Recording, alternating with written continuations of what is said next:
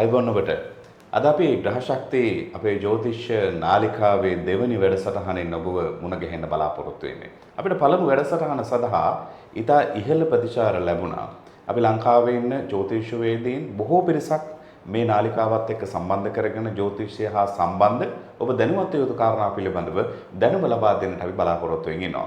ඔබට අපේ YouTube නාලිකාව subscribe කරන්න පුළුවන්. ඒ වගේම අපේ Facebook පිටුව තියෙනවා. ඔබට follow කරන්න පුළුවන්. ඒ හා සම්බන්ධ වෙන්න පුළුවන්.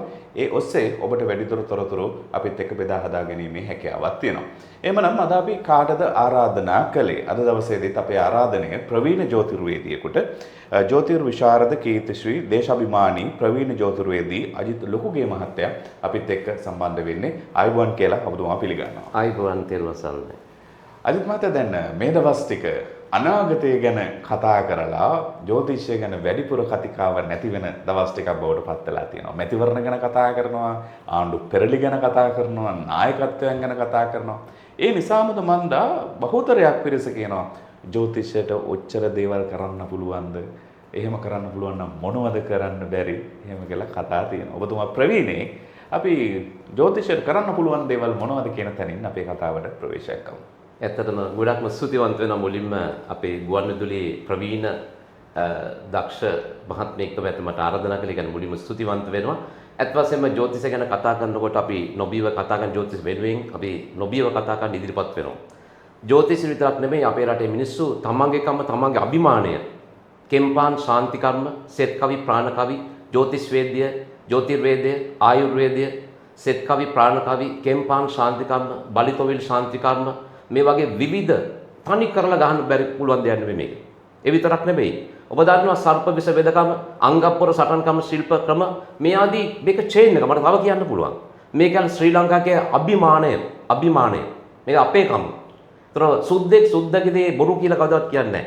සුද්දගේ තමන්ගේ දේ හරි කියලා. ඔබ යුරෝප් රටක පදිංචිට ගියොත් පර්මනන්ට් PR එක ගන්න කලින්ම දරුවෙක් ඉපදුනොත් අනිවාර්යයෙන්ම සුද්දගේ නමක් දාගන්නේ. රොබර්ට් එවරි කියයි, ස්ටීව් චර්ච් කියයි, සුද්දාගේ නම දාගන්න. සුද්දෙක් අපේ රටේ පදිංචි කවදාවත් අපේ රට අල්ලගෙන පදිංචි වෙලා හිටියා. කාලයක් අපේ රට පාලනය කළා. සිරිපාල කියලා නමක්, එවත් අපේ රටේ තියෙන නමක්, නිල්මිනි කියලා නමක් ඔබ දැකලා තියෙනවද දාගෙන ඉන්නව? නෑ. අපේ මිනිස්සු හැම විටම පොල් ගෙඩියක් වගේ රට පොල්, දෙල් ගෙඩියක් වගේ රට දෙල්. එවත් අපි හොඳ දෙයක් આવොත් අපි ඒකට සුද්දාගේ අභිමානය අපි වැඩ කරන්නේ. අපේ ජ්‍යොතිෂ කියන්නේ තනියෙන් ගහන්න පුළුවන් දේ. අපි අභිමානය. ඒ අපේ ශක්තිය. ඒ අපේ බලය. උඩරට සුද්දට අල්ලන්න බැරි වුණේ මොකක් නිසාද? අපේ අංගම්පොර සටන් කරන ඒ වගේ විවිධ නැකත් ශාස්ත්‍රානුකූල වැඩ කරන නිසා.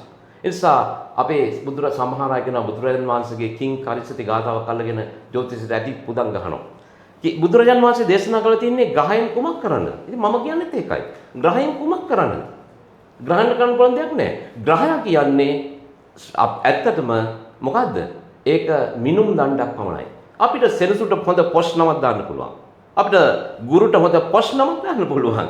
හොඳ පොස් නමක් දාලා කතා කරන්න පුළුවන්. දැන් මම එක්තරා රටේ ප්‍රබල විද්‍යාලයක ඔබ දන්න බ්‍රෑන්ඩ් එකක් අයිකන ඉස්කෝලේ කැන්ත තියෙනව බොන්නේ නැහැ දරුවෝ කැන්ටින් එකේ. මම කිව්වා එනර්ජි ඩ්‍රින්ක් කියලා ගහලා නැවිච්ච ස්ට්‍රෝ එකක් දාලා සුද්දෙක් කැඳ එකක් බොනවා පින්තූරේ දැම්මා. මට කියන අපේ මහත්තයා විදුහල්පතිතුමා කතා කරනවා අජිත් මහත්තයා සිස්ටම් එක සුපිරි. අතට මොන දරුවෝ දැන් හොඳට කැඳ බොනවා කියලා. ඒ මොකද අපි හැමතිස්සෙම අපි බලන්නේ සුද්දාව ප්‍රොමෝට් කරගන්න. අපේ මුළු ලෝකෙම ජ්‍යොතිෂ තුලා තියෙන බොහොම පොඩි ප්‍රමාණයක්. දැන් ඔබ අතීතයේ බලන්න සර්පෙක් දෂ්ට කළා මිනිස්සු මැරුණාද? නෑනේ. ජ්‍යොතිෂයේ බොරු නම් අපි මෙහෙම බලමු අපි ඔය කිං කරිසති ගාථාව කියලා ගැහුවට ඒකේ කියලා තියෙන්නේ ග්‍රහයෙන් කොමක් කරන ග්‍රහයන්ට කරපුලක් නෙවෙයි. අපි කතා කරගෙන යන කාරණා මට පැහැදිලි. ඔව්. මට කෙලින් පිළිතුරක් දෙන්න. ජ්‍යොතිෂයෙන් මොනවද කරන්න පුළුවන්? අපේ අනාගතය කියන්න පුළුවන්ද? නැත්නම් අපේ අනාගතය හදා ගන්න පුළුවන්ද? අපිට අපේ දරුවන්ගේ අනාගතය සැලසුම් කරලා දෙන්න පුළුවන්ද? ගෙයක් දොරක් හදනකොට සල්ලි ඉක්මනට ගලාගෙන ඉන්න හදලා දෙන්න පුළුවන්ද? මොනවද කරන්න පුළුවන් දේවල්? දැන් මේකයි. ඇත්තටම ධනංජය මහත්තයා මේකට ජම්මපත්‍රය නෙවෙයි මේක මං කතා කරන්නේ කර්මපත්‍රය. කර්මපත්‍රය. ක්‍රියාවට අදාළ විපාක පත්‍රය. දැන් ඔබතුමා මේ භවයේ ඔබතුමා අම්මට සැලකුවේ නැත්තම් වයසට ගියම සස්රජන එකක් ගෙනත් දුන්නේ නැත්තම්, හන්දි පත්වල තෙල් ටිකක් ගෑවේ නැත්තම්, ඔබගේ ඊළඟ කර්මපත්‍රයේ මාතෘ ස්ථානයේ නීචල උපදිනවා. ඒතකොට ඔබට ඊළඟ භවයේ හොඳ අම්මා කෙනෙක්ගේ මව් කුසට රිංග ගන්න බැරි වෙනවා. තාත්තට සැලකුවේ නැත්තම් පීතෘ ස්ථානයේ පාප පීඩිත වෙනවා. ඒතකොට තාත්තා හොඳ තාත්තන්ගේ සෙනෙහස නැති වෙනවා. ඒ ඔක්කොම සල්ව වයිෆ්ට සැලකුවේ නැත්තම් මොකද වෙන්නේ ඔබට? අනිවාර්යයෙන් ඔබගේ විවාහ ස්ථානයේ පාප පීඩිත වෙනවා. එතකොට අල්ලමු ගෙදරට ගේම ඇද්දොත් අල්ලපු ගෙදර ප්‍රශ්න දාගත්තොත් ඔබගේ තුන්වැන්න කියන්නේ කොයිද? නේබර්ස්ලා ගැන කියන තැන. අද හැමෝම සිංහලයේ අල්ලපු ගෙවල් එක කේස් නේද? ඉතින් ඒ නිසා ඒක ඕකේ තියෙන මහත්ය කර්මපත්‍රයක්. ක්‍රියාවට අදාළ විපාක පත්‍රය. ඒ අපි මේ බලන්නේ මේ ටෙක්නික් එකක්.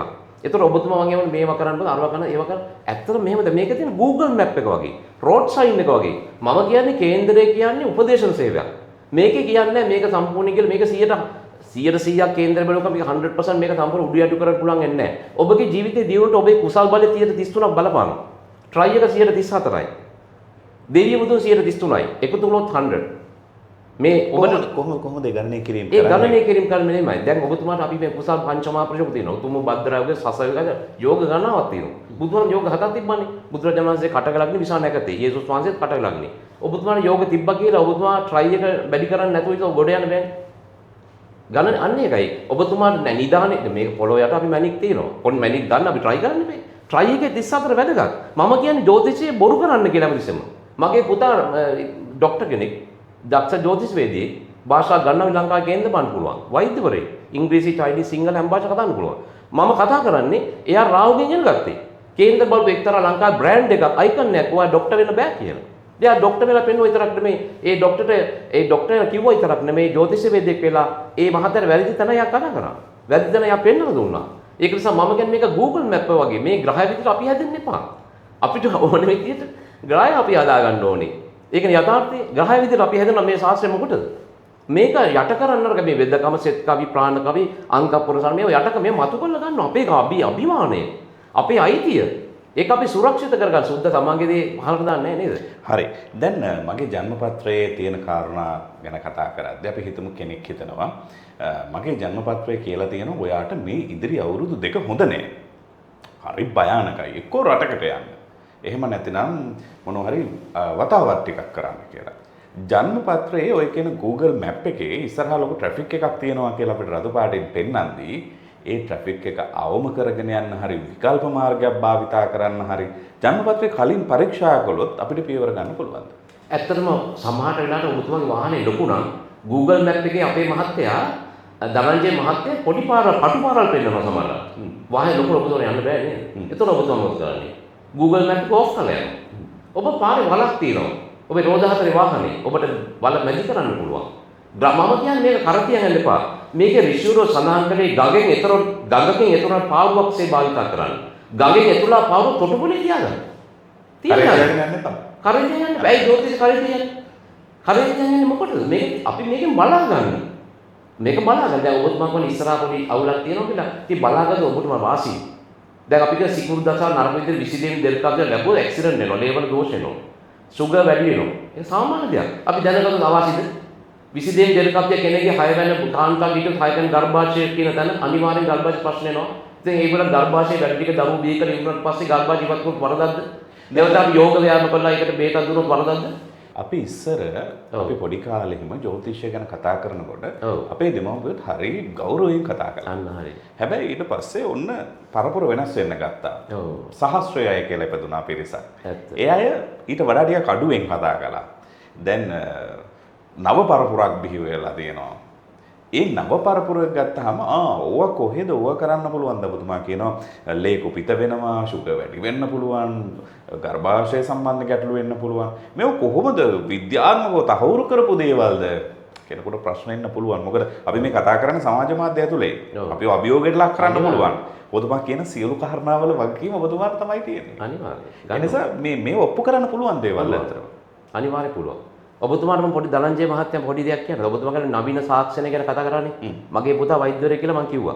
හරිද? මේ ලෝකේ ඔබතුමාගේ දරුවෙක් ඉපදුනොත් ඒ දරුවගේ උපන් වෙලා උපන් ස්ථානේ අරගෙන ගිහිල්ලා මේ ලෝකේ ඕනම ස්පෙෂලිස්ට් කෙනෙක් ගාවට ගිහිල්ලා අයි සර්ජන් කෙනෙක් ගාවට ගිහිල්ලා ඕනම MBBS වෛද්‍යවරයෙක් ගාවට ගිහින් ඔබතුමා කියන්නේ මේ උපන් වෙලා ඉඳලා සර් මේ ඉඳලා තියෙන්නේ මට අවංකව කියන්නේ පුතේද දුවේද? මම ගැරන්ට් කරනවා ජ්‍යොතිෂේ බොරුයි කියන ඕනම වැඩේකට මම කියනවා කිසි කෙනෙකුට කියන්න බෑ උපන් වෙලාවම මේ දුවද පුතාද කියනවා. ඔබතුමා මේ උපන් වෙලා වරන් කියලා මේ රටේ ප්‍රවීණ මාව ඕනේ මා පැත්තක තමයි මම ප්‍රවීණයෙක් නෙවෙයි. මම පිටරට ජීවත් වෙන මිනිස්සෙක් කියලා මම හිතනවා මම තව ඉගෙන ගන්න ගොඩක් මට තියෙනවා. මම අංග සම්පූර්ණ නැහැ. මං ගාවටම ගේන්න ඕනේ නැහැ. මේ ලෝකේ වැඩේ කියන ජ්‍යොතිෂ වේදික ගාවට ඕන කෙනෙකුට අරන් ගිහලා මේ උපන් වෙලාව දීලා දුවද පුතාද කියලා අනිවාර්යෙන් කියනවා. එතකොට මගේ පුතා වෛද්‍යරෙක් කිව්වනේ. එයා ජ්‍යොතිෂ වෛද්‍ය කියලා මම ඔබතුමාට කිව්වනේ. එයා නෝම සාමාන්‍ය වෛද්‍යරෙක් නම් එයාට ජ්‍යොතිෂය ප්‍රගුණ කරලා නැත්නම් එයාට කියන්න බෑ කවදාවත් මේ දුවද පුතාද කියලා. එතකොට නවීන තාක්ෂණයේ පුතේකට කියන්න දැන් උපන් ඔයාගේ දරුවෙක් ඉපදුනොත් එයා අරන් ගිහලා ડોක්ටර් කෙනෙක් දුවද පුතාද කියලා කියන්නේ කියලා. එතකොට මගේ පුතා ඒ දුවද පුතාද කියලා කියන්නේ MR එකක් කළාද? එහෙම නැත්නම් වෙන තාක්ෂණේ භාවිත කළාද? බ්ලඩ් චෙක් කළාද? නෑ. මේ ගණනය කිරීමෙන් මේකේ කියන්න පුළුවන්. යථාර්ථ එහෙනම් මේ මහන්නක බුදුරජාන් වහන්සේගේ දෙපා දෙක කියලා ගුරුතුමාගේ නල්ලේ වැදුනා. මතු බුදු වෙන ඇඬුවා hina වුණා කියවනේ. එහෙනම් තාත්තා තමන්ගේ පුතා අරගෙන මොන බොරුවක්ද ඕක කියලා යන්න එපා ආපහු මේ සිද්ධාර්ථ කුමාරයා අරගෙන ආපහු යන්න එපා. හැරිලා ගියේ නෑනේ. නළලේ වැදිත දේෙන් කිව්වනේ මතු බුදු වෙන බව. හැබැයි අපි ඔය කියන කාරණාත් එක්ක පහුගිය කාලවකවානුවේ විවිධ දේවල් අපි දැක්කා. ඔව්. ජ්‍යොතිෂය නාගත්තා සමහර තැන්වල. කියන්නේ ජ්‍යොතිෂය ගැන කතා කරන්න බැරි තත්ත්වයට ආවා. මිනිස්සු ජ්‍යොතිෂය පිළිගත්තේ නෑ. මේ අහවල් අය බලයට එනවා කියලා ඒගොල්ලෝ බලයට ආවේ නෑ. වෙන වගේ දේවල් උනේ නෑ. එහෙම වෙච්ච කල්තන. මොකද ඒ ජ්‍යොතිර්වේදීගේ දැනුමේ තියෙන අඩුවක්ද මොකද්ද ප්‍රශ්නේ? දැන් මොන සිද්ධිය ගත්තා ජ්‍යොතිර්වේදීන් කණ්ඩායම් දෙකක් දෙපැත්තට බෙදෙනවා. අනිවාර්යයෙන්. එක්කෙනෙක් කියනවා නෑ මේක සිද්ධ වෙනවා කියලා, තව කණ්ඩායමක් කියනවා නෑ මේක සිද්ධ වෙන්නේ නෑ කියලා. මොකද්ද මෙතන තියෙන මේ ප්‍රශ්නේ? ඇත්ත කතාව මහත්තයා හැම දෙයක්ම මුදලට යට වෙලා තියෙන්නේ. අපේ ජ්‍යොතිෂ හැමදේම මේවයි. ඔබතුමා දන්නවා වෛද්‍යවරු ඉන්නවනේ. වෛද්‍යවරු ගබ්සා කරන වෛද්‍යවරු ඉන්නවා. ට්‍රේන් එකේ ඔබට දෙනවා වෛද්‍ය සාතික දෙනා ඉන්නෝනේ හැම වෘත්තියකම. ඔබ අහන ඕනම වෘත්තියක වැරදි වැඩ කරපයි ඉන්නෝනේ. අපිට උනත් දේශපාලඥයෝ විශ්වලම බර්ත්ඩේ එකට සුබපතන රටේ ප්‍රවීණ දේශපාලඥයෝ තමයි අපිට සුබපතන. අපිට එහෙම කරාට රජවරු රජ කෙනෙක් ආවත් දුගියෙක් ආවත් සමානව කේන්ද්‍ර බානේ රිෂෝරෝ කියලා දෙනවා අපිට. වැරදෙන්නේ බුදුරජාන් වහන්සේ දේශනා කරපු ධර්මයට පිටුපැවොත්. බුදුරජාන් වහන්සේ සල්ලි මල්ල පෙන්නලා මොකද කිව්වේ? ආනන්දේ සර්පයා දුටුවේද කියලා. සර්පේ කියලා කිව්වේයි. සල්ලි පස්සේ දුන්නින්ද? ඔබ දන්නේ මට අපොයින්ට්මන්ට්ස් ලබන අවුරුද්දේ ඔක්තෝබර් 12 වෙනිදා බුක් කරලා දෙන්න. එතකොට මට මිනිස්සු කතා කරලා කියනවා අජිත් මහත්තයා මේවා ඔක්කොම අපිට උන් බලලා ඉන්නකොට අපිට ළඟ ළඟ දෙන්න දාලා ඉවර කරලා දෙන්න කියලා. මම අර සර්පයාගේ ටෙක්නික මම අවබෝධ කරගෙන නැත්තම් මම මේ ටට්ටා කාලා මිනිස්සු ගෙන්නලා මේක විනාඩි 5න් ඉවර කරොත් අනිවාර්යෙන්ම මිනිස්සුන්ට මම හිත යන්නේ නැහැ. මගේ ඔබ ඇවිල්ලා මගේ ඉදර බෝඩ් එකක් දාලා නැහැ. මගේ පුතාගෙන අයි තාත්තේ බෝඩ් එකක් දාන්න නමක් ගහන්නකෝ. නම මොකටද වැඩනේ තියෙන්න ඕන. මේ නම ගහලා බෝඩ් දාලා ප්‍රවීණයෙක් වෙන්න ගියොත් ඒක තමයි අපිට අපේ ජ්‍යොතිෂෙ වැරදුනේ. අපේ ජ්‍යොතිෂ වෙදි වැරදු මේ ගහන්න මහත්තයා සූර්යයාට කුමක් අපේ ග්‍රහතාර කුමක් කරන්නද කියලා හැමෝම කිංක ඔය සූර්ය අපේ ග්‍රහතාර මොනා කරන්නද කියලා අහනවා. එහෙනම් සූර්යයා කියන්නේ ග්‍රහතාරකමක්නේ. සූර්යයා ග්‍රහණ වෙලාව එහෙනම් ගහයට මුත් කරන්න බෑනේ. ඔබතුමා එහෙනම් බලන්න සූර්යයා දිහා ඇස් දෙකට මොකද වෙන්නේ කියලා බලන්න. සූර්යයාට කුමක් කරන්නද? කරන්න බැයි නම් ඇයි සූර්යයා දිහා බලන්න බැරි? දැන් මේ ඔක්කොම බොරු කියනෝනේ. බොරු නම් ඔයාලා බලන්න සාමාන්‍ය මහත්තයා සිංහල අවුරුදු කවුරු මුල් කරගෙන කරන්නේ? සූර්ය වන්දන සූර්යයා මුල් කරගෙන. හරිද? සූර්යයා මුල් කරගෙන කරන්නේ. එහෙනම් ඒකෙදි කරන සිරිත් විරිත් ඔක්කොම පන්සල ආශ්‍රිතුනේ කරන්නේ ගාන්ටාරේ ගාලා තෙල් ගාලා ඔක්කොම මනගන්නේ මාමුදුරුවෝ. නේද? අපි එතන එදාට අපි බලන්න කබරයක් තලගොයා කරගන්නවා වගේ. එදාට අපිට ඕන වෙනවා. එදාට අපි ඊට පස්සේ ජ්‍යොතිෂෙට පණ යන්න ගහනවා. එතකොට ගාන්ටාරේ ගාලා අඬ ගහනවා තෙල් ටික ගන්න. ඒව නැකත් මතක් කරනවා. ඉතින් අපි මම එදාට හොඳයි ජ්‍යොතිෂය. ඉතින් පහුවදා හොඳ නැහැ. හොඳයි. අපි මේ ගැන තවදුරටත් කතා කරමු. විරාමයකට යමු. විරාමයෙන් පසු නැවත මුණ ගැහෙමු.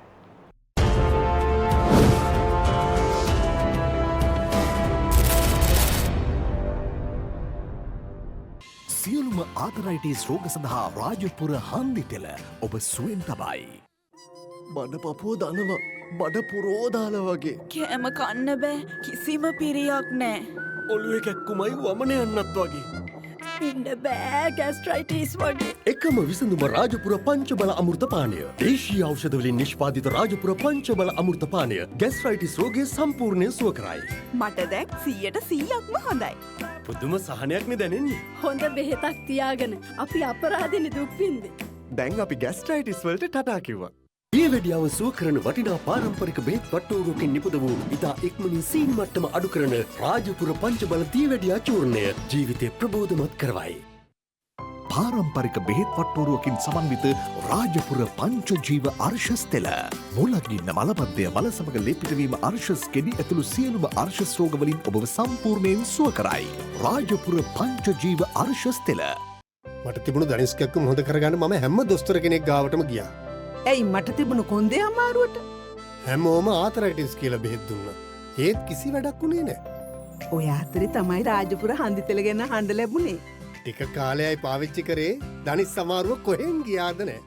කොන්දේ අමාරුවක් තිබුණද කියලාවත් මතක නැහැ. ආතරයිටිස් සෙවත් හන්දි අමාරුව සහ කොන්දේ කැක්කුමට එකම විසඳුම. පාරම්පරික දේශීය ඖෂධ වට්ටෝරුවකින් සමන්විතයි. රාජපුර හන්දි තෙල ඔබ සුවයෙන් තබයි.